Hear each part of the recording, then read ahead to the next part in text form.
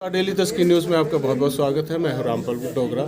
आइए आज बात करते हैं एक बुक रिलीज के बारे में। सर क्या नाम है? मेरा नाम जंगेस वर्मन है। वर्मन साहब, ये इस बुक का नाम क्या है और ये किस प्रकार की बुक है? ये पंजाबी की कविताओं की एक पुस्तक है जिसका शीर्षक है ना वजन ना बहर ये तब मन की लहर। क्योंकि मेरा मानना है कि जो पोइट्री है ये मन की लहर होती है जिसके भाव हम बाहर निकालते हैं, एक्सप्रेशन देते हैं।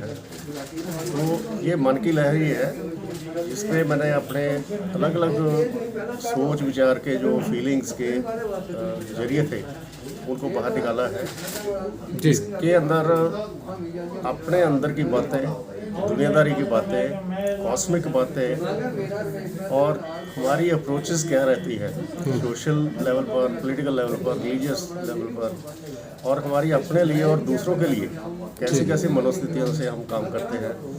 ये कविताएं कुछ इस तरीके से बुनी हुई है जी।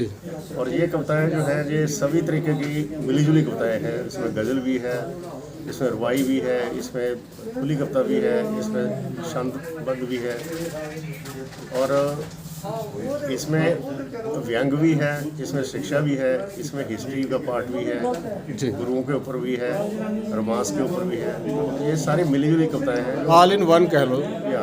तो ये 51 पोएम्स से इसके अंदर इंक्लूड की गई।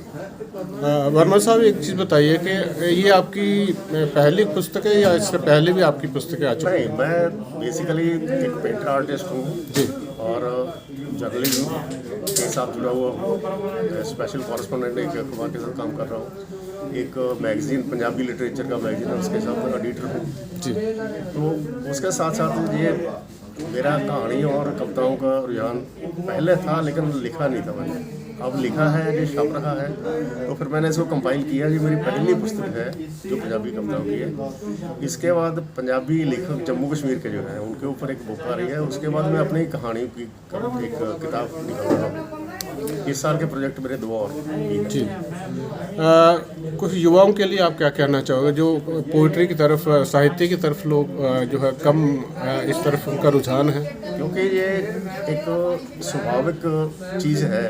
हर आदमी के अंदर पोइट्री है, हर आदमी के साथ फीलिंग जुड़ी हुई है, हर आदमी के साथ अपने विचार है, भाव है, वो किसी न किसी तरीके से उसको एक्सप्रेस करता है।